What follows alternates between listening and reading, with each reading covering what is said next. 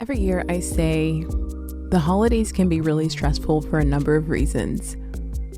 It can sometimes bring up bad memories from loss, grief, other stressful times, and it can also place you under feeling a sort of obligation to be around certain people, whether it is coworkers for social functions, family for social functions, or the pressure of spending money. All in all, the holidays can be very stressful. What I'm coming to learn is that part of the reason the holidays are stressful is because of the way we have set boundaries around our energy and time and space. And the same healthy boundaries that we need to exercise throughout the year sometimes go out the window when it comes to holidays because they feel a bit sentimental. So for this episode, I would like to talk about what are you going to do for you? And no, this isn't going to be the episode where I'm suddenly giving you tough love. If you need tough love, you're going to have to go elsewhere because I'm here to bring a soft, gentle voice, help you reprogram your inner voice to be a little kinder in times when you're feeling critical of yourself, and to offer a new outlook or remind you of an outlook you have but haven't been exercising, just around taking better care of yourself. The first thing is to keep in mind that self-care has to become a necessity rather than an occasional luxury. I know you've heard it before, and there's been times in the past when I talked about how self-care isn't always going to Bali or having a day at the spa. It might not even be taking a day off work, but it could be setting your therapy appointment. It could be remembering to take your melatonin on a day that you know you might struggle with getting rest. It could be skipping out on your workout because you would benefit from 30 more minutes of sleep. So it's about discovering what self-care looks like for you and then doing it regularly. The next thing is you can do more and be more once you've allowed yourself to be refreshed. This is for everybody who feels a little guilty or says, I'm going to be a little selfish and take care of me. That's not selfish at all. It's actually the responsible thing to do. If you're listening to this episode, I don't know, you probably have 10 or 12 or 15 different roles you play as mother, son, daughter, father, uncle, worker, employer, right? Neighbor. So many things to so many people. But who are you to you? So instead of feeling guilty every time you have to step back or put boundaries around your time, just think about how much better it will be when you are able to recharge and go out into the world and do more for other people. I know we hear all the time, probably, secure your air mask before helping others. It's comparing that analogy in real life to when you're on a plane, you have to make sure your oxygen mask is secure before you help others. Otherwise, you will literally pass away trying to help other people. This is real and true, and it is so important. But I like to look at it from a very, very positive outlook instead of a dire one that's like, if you help others too much, you'll die. It's more so, if you refresh yourself and recharge, you're going to be so much more helpful and useful to the people around you, especially those who are parents and caregivers. When so many people are relying on your energy and your kindness and your compassion, it's so important to recharge. And one thing that has been unexpectedly refreshing for me lately has been reading. Many of you know that part of this Patreon is a book club. And of course, we have the December book club coming up when I hope all of you will participate. You'll see in a recent post that I have opened it up to everyone for the month of December so we can all just enjoy a really fun and lighthearted book. And sometimes when I mention reading, people will say, oh, I don't really read fiction. I only read nonfiction. I like autobiographies or self-help or leadership books.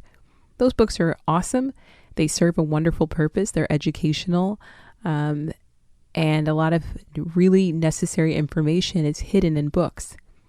But what I've really been enjoying is fiction books, drama, thrillers, just anything that allows me to escape. That's something that makes me feel refreshed. I'll be honest, up until about maybe 2 months ago, I was off and on a bookworm. I would plow through a book for book club. I would plow through a book if I needed the information. But I hadn't gotten to that point of just getting to leisurely lay on the couch or be in bed and just get into a good book and look up and not even realize the whole hour had passed. Well, I'm there now. It's been happening more and more often. It gives me a break from the screen.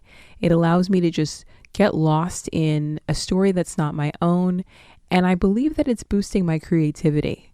I think sometimes when we are stumped and we don't know where to find inspiration, sometimes we need to do what will help our imagination, something that brings back that childlike wonder for the world around us, the thing that allows us to suspend our belief for a little bit. Because that's the thing about reading some of these books, drama, especially romance. A lot of the stories aren't totally realistic, but that's kind of the entertainment in it all. The next thing is don't wait till you're fed up and burned out. I know that you know this instinctively, that waiting until you're burned out is not effective, but how good have you gotten over time with recognizing the signs that you're about to burn out? Think about it. Are there signs spiritually, mentally, physically, emotionally, where you feel like I'm getting close, and if I don't stop, I'm going to have a meltdown. I'm going to become impulsive or irritable or absent-minded and forgetful, short-tempered. Start to get good at recognizing the signs of being close to being burned out. One thing I always admire about parents is their ability to recognize when their child is about to have a meltdown because they are tired or hungry. They notice changes in their child and they know, oop, we got to hurry up. We're getting close to nap time, or, we're all out of snacks, so it's time to go home because they're not going to be able to last longer. That gentle compassion and understanding that a parent would have for a child, we need to have for ourselves. We may be adults now, and we may not be children that are helpless, but we can have that same tender love and care for ourselves and recognize when we're getting to the verge of where we can't really hold it together anymore. And hopefully we can even get to a point of recognizing it even before we're close. Next, find rest in the little things in life. Remember I talked about earlier how self-care isn't always going to Bali or taking a trip to the spa. You might not be able to afford it time-wise or financially, but if you can find rest in the little things, you will be far better off. So one thing that I do almost every day, I did it like 4 times today because there was a lot coming in the mail, but I take time to take a walk to the mailbox. It's maybe like a 5-minute walk, but it allows me, if I walk at the right time of day, to get some sunlight, some fresh air, and to get away from my computer for just a little breather. 5 minutes there and 5 minutes back. Sometimes you have to find ways to find a lot of rest in just a little bit of time. It could be a stretching break. It could be stopping to throw the ball back and forth with your dog. It could be playing with a kid. It could be texting back and forth with someone that just warms your heart. You have to find rest in the small things because it's just not realistic that every time we're stressed, we can just whisk ourselves away to some amazing vacation. And the truth is, if we are not finding rest in the little things and inwardly, even if we were to go to Bali, we might get all the way there and still feel a lack of peace and still struggle to sleep, still struggle to rest or be still.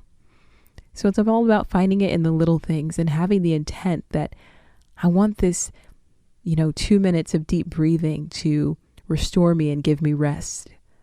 Just taking time to have deeper intentions in what you do. Next, I feel like I am repeating myself from different facets, but it needs to be said, and that is you cannot be everything to everyone. I was talking to a close friend recently, and I said, not all selflessness is really selflessness. Some of it is not rooted in altruism. Sometimes we're trying to be everything to everyone because we are people pleasers and because we are afraid of being alone, or we're afraid of people leaving us.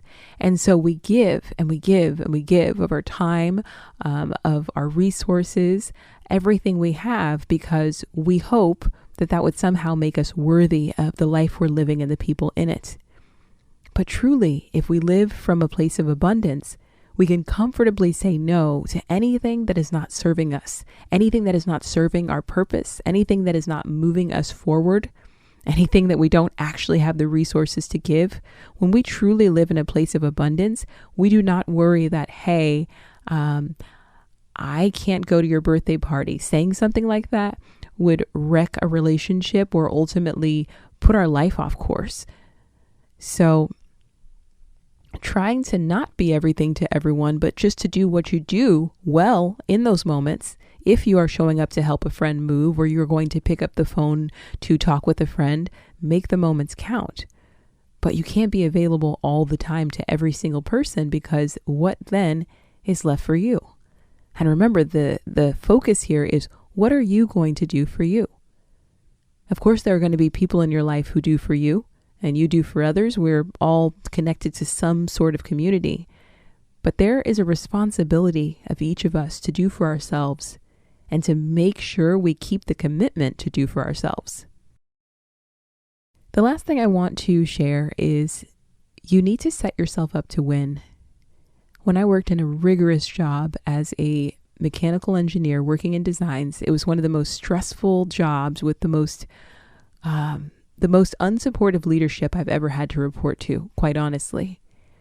To survive it, I started putting things in motion to set myself up for success. And even now, even though I'm much happier and doing things that I love, I still try to implement them, because I've noticed that they lower my stress levels and they make my life easier. And who couldn't use a little more ease? So one thing I do is I pick out my clothes the night before. Now, I work from home, and a lot of people do, and it's kind of like, well, what's the point of picking out my clothes if all I'm going to do is put some leggings on and a sweater? Like, big deal. One, it simplifies, because you never know when your body will just decide you need more rest and you end up waking up late. And it's so much easier when you go to wherever you've laid your clothes out and you just have to put them on. Get out of the shower and just put them on. It's so much easier. The other thing is that even though maybe some of us don't have to dress up, when you decide to pick your clothes out the night before, you might start thinking about the details. You might be like, well, I am at home, but I really want to wear this gold necklace. And I really want to wear this other sweater that I haven't worn in a while. And these socks are a really cool ad. No one will see them but me, but I'm excited about it. So you start to find joy in the details, and you're also saving yourself time that next day. Because I don't know about you, but I experience decision fatigue on a regular basis when times are stressful, because I'm making so many decisions. It's just like, for something little and frivolous, I can't even make a decision. And so now I'm taking extra time because I am fatigued. Another thing that I would do to set myself up for success for the next day is making sure that I can go to bed at a reasonable hour.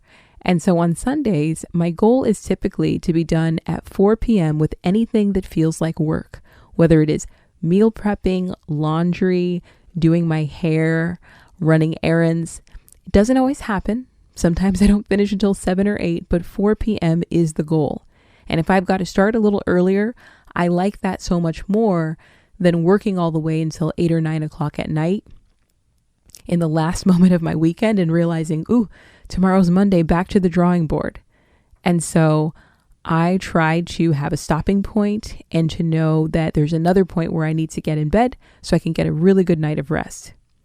And the next thing is meal prepping, which, people have mixed feelings on meal prepping. Some people don't like leftovers. Some people just in the moment don't feel like cooking. But I get really creative with my meal prepping. Like sometimes I'm just taking something out of the freezer. So like maybe I make like a marinara with like plant-based protein and some extra veggies in it. Sometimes I use some of it and then I freeze the other half. And so that at a later time when I feel up to enjoying that again because I didn't want to eat spaghetti 3 days in a row. I only wanted to eat it 2 days in a row. When I'm ready to swing back around to it, the only meal prepping I really have to do is to cook some noodles, which, by the way, that was a real example because I just did that tonight, ate it tonight, and then I will eat it again tomorrow. So something like that. And then other times meal prepping is literally just something simple like my buckwheat hot cereal that I have in as an alternative to oats. And I'll make enough for like 4 days and it's separated out. And then every morning, all I have to do is like slice up a banana, add some pecans and maybe like fresh blueberries. And that is my breakfast. But if I have to do that every morning, it's like an extra 20 minutes that I don't have. But if I've already made it, now I can eat breakfast and read a book or do something enjoyable.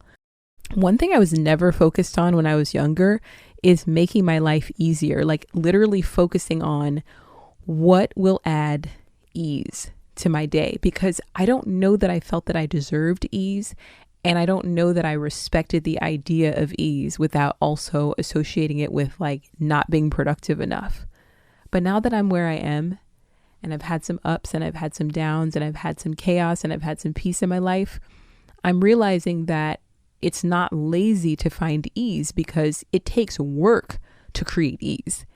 And so if you are listening to this and you're just like, gosh, I am always so tired lately. I'm so stressed. I just wish I felt a little more balanced.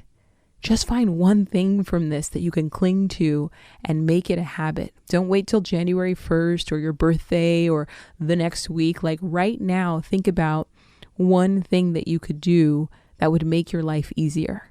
I mean, it might just be deciding that you're only going to do laundry 1 day a week instead of dragging it out to where, oh, I do a load here, a load there. And then it feels like I'm always doing laundry. Maybe you decide that instead, I'm going to do laundries on Saturdays. And if it's not a Saturday, I'm going to ignore that little pile in the hamper and just go about my day.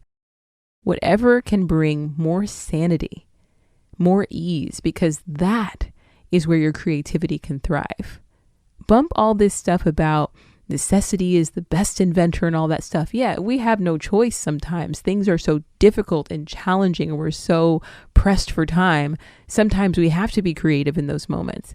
But can you imagine what you could do if you had a full night of rest and you felt peaceful and you declined a couple of phone calls and you said no to the birthday party of a person that you're not even really that close to, or you didn't go to that wedding? Can you imagine how creative you could be?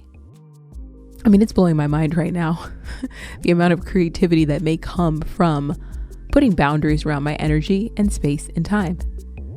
So I'm going to ask the question again, and I want you to think about it tonight or tomorrow morning or whenever it is that you're listening, in the hours that pass after it. What are you going to do for you?